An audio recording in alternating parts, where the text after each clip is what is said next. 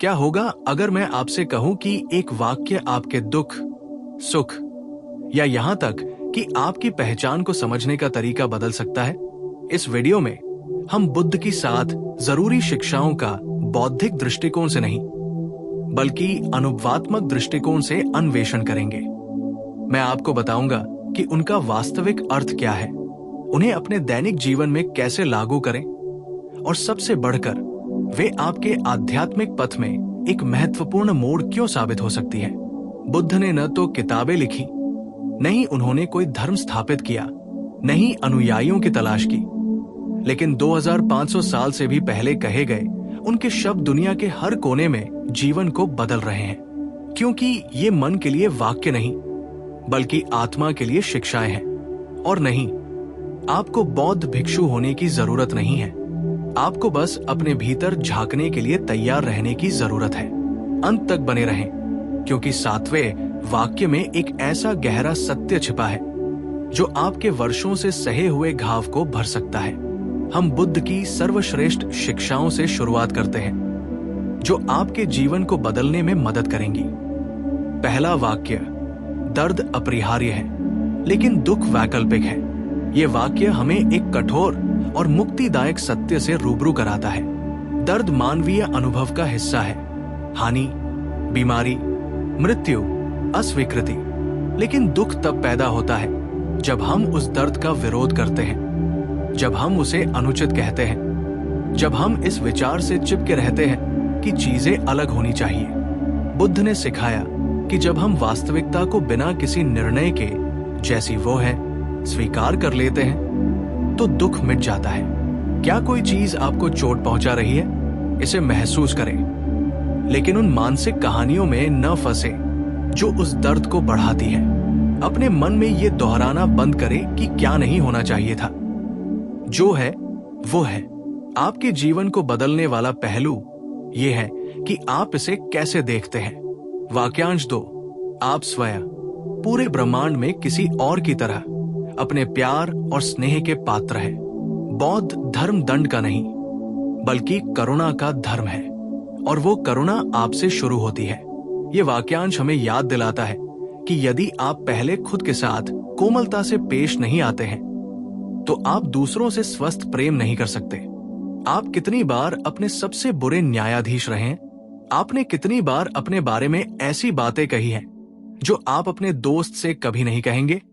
अब इसे बदलने का समय है, अहंकार से नहीं, बल्कि सम्मान से।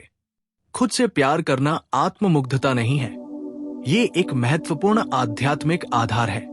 क्योंकि जो मन खुद का सम्मान करता है वो खुद को या दूसरों को नुकसान नहीं पहुंचाता। वाक्यांश 3, हम जो कुछ भी हैं वो हमारे विचारों का परिणाम है।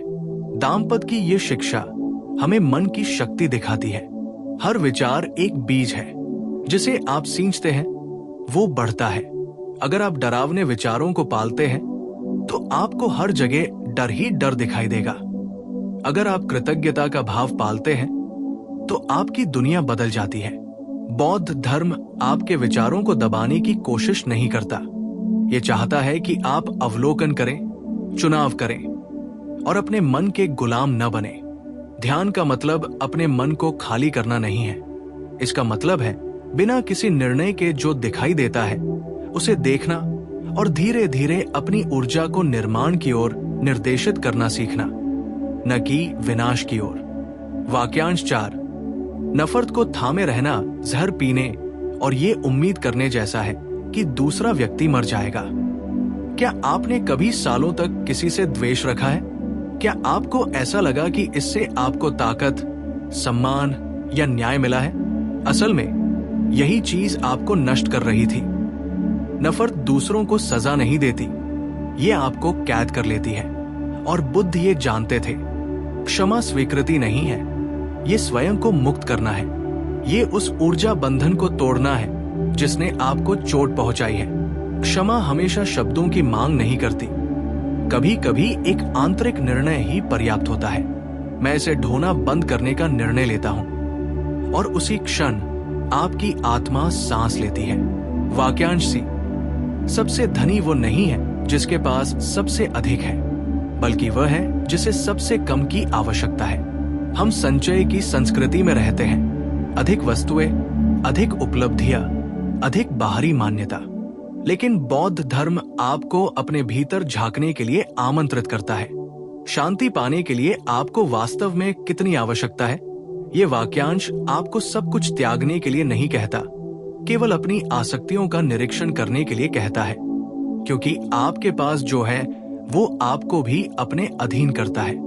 और यदि आपकी शांति बाहरी चीजों पर निर्भर करती है तो वो हमेशा नाजुक रहेगी।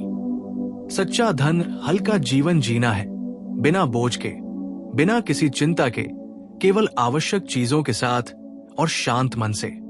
वाक्यांश 6, किसी भी चीज पर सिर्फ इसलिए विश्वास न करें क्योंकि किसी और ने कहा है, भले ही मैंने कहा हो। ये बुद्ध के सबसे क्रांतिकारी वाक्यांशों में से एक है, क्योंकि ये आपसे अंध आज्ञाकारिता की अपेक्षा नहीं करता।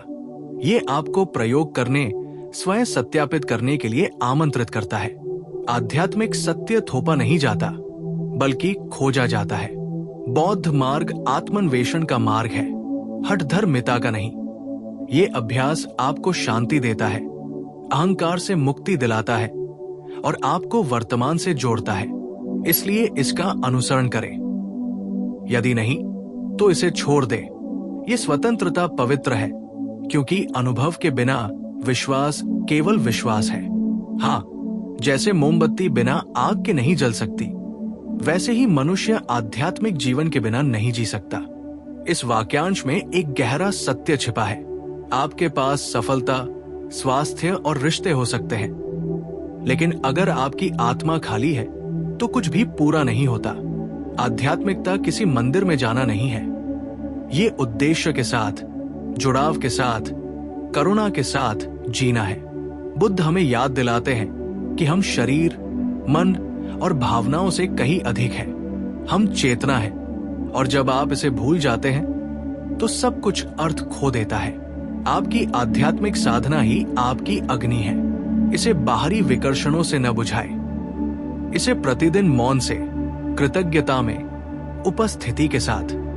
अब जब आप इन 7 वाक्यांशों को जान गए हैं तो आप सोच रहे होंगे कि मैं इन्हें अपने दैनिक जीवन में कैसे लागू करता हूं। कुंजी सचेत दोहराव है। सिर्फ सुनना या समझना ही काफी नहीं है। आपको उन्हें ठीक उसी समय याद रखना होगा जब आपको उनकी सबसे ज्यादा जरूरत हो। उदाहरण के लिए, अगली बार जब आपको लगे कि गुस्सा आप पर हावी हो रहा है तो रुकें, सांस लें। याद रखें, प्यार को थामे रखना जहर पीने जैसा है। ये ठहराव चोट को रोक सकता है, ये आपको आपकी शक्ति वापस दे सकता है। या जब आप आईने में देखें और आंतरिक निर्णय शुरू हो तो उस श्रृंखला को तोड़ दें। खुद को करुणा से देखें और दोहराए, मैं भी अपने प्यार और स्नेह का हकदार हूं। ऐसा तब तक करें जब तक आप इसे महसूस ना करें, जब तक आप इस पर विश्वास ना कर लें। और जब जिंदगी आपको नुकसान से, दर्द से, उन परिस्थितियों से झकझोर दे जिन्हें आप नियंत्रित नहीं कर सकते, तो पहले वाक्यांश पर लौटें। दर्द अपरिहार्य है, दुख वैकल्पिक है। ये ठंडक नहीं है, ये व्यवहार में ज्ञान है। ये वाक्यांश केवल दार्शनिक अवधारणाएं नहीं है, ये दवा है। ये तब सहारा है जब बाकी सब कुछ डगमगा रहा हो। ये तूफान के बीच प्रकाश स्तंभ है। और आपको सबसे खूबसूरत बात पता है, समय के साथ ये विचार आपके अंदर बसने लगते हैं। अब आपको इन्हें याद रखने की जरूरत नहीं है, ये आपको आपकी याद दिलाते हैं, आपका मार्गदर्शन करते हैं, आपका साथ देते हैं और दुनिया में आपके जीने के तरीके का हिस्सा बन जाते हैं। इनमें से हर एक वाक्यांश सिर्फ सोशल मीडिया पर शेयर करने के लिए एक अच्छा विचार नहीं है। ये एक मार्गदर्शक है, एक दिशा सूचक है, एक अनुस्मारक है कि अगर आप इसे देखने का नजरिया बदल दें तो आपका जीवन बदल सकता है। और आपको ये सब एक साथ करने की जरूरत नहीं है। एक वाक्यांश, एक अभ्यास चुनें और उसे पूरे दिन अपने साथ रखें। इसे लिखें, दोहराएं, इसे व्यवहार में देखें, क्योंकि सच्चा परिवर्तन तब नहीं होता जब हम समझते हैं, बल्कि तब होता है जब हम एकीकृत होते हैं। आज आप इनमें से किस वाक्यांश से शुरुआत करना चाहेंगे? अपना जवाब कमेंट में दें। मुझे इसे पढ़कर बहुत खुशी होगी। और अगर ये संदेश आपको पसंद आया तो चैनल को सब्सक्राइब करें और घंटी बजाएं। यहाँ हर हफ्ते हम ऐसी जानकारी साझा करते हैं जो सुकून देती है, प्रेरणा देती है और रूपांतरित करती है। हमेशा याद रखें, आप अपनी यात्रा में अकेले नहीं हैं। आपका हर कदम पूरी दुनिया को रोशन करता है। ये वाक्यांशों को इकट्ठा करने के बारे में नहीं है, बल्कि उन्हें मूर्त रूप देने के बारे में है। एक गहरा जिया हुआ सत्य आपकी कहानी बदल सकता है। हो सकता है आप बाहरी दुनिया को न बदल पाए, लेकिन आप अपना नजरिया जरूर बदल सकते हैं। और ये नया नजरिया एक नई दुनिया बनाता है, एक ज्यादा करुणामय, ज्यादा समझदार, ज्यादा आजाद और ज्यादा आप। यहां आने के लिए शुक्रिया। शांति, स्पष्टता और प्रेम आपके साथ रहे।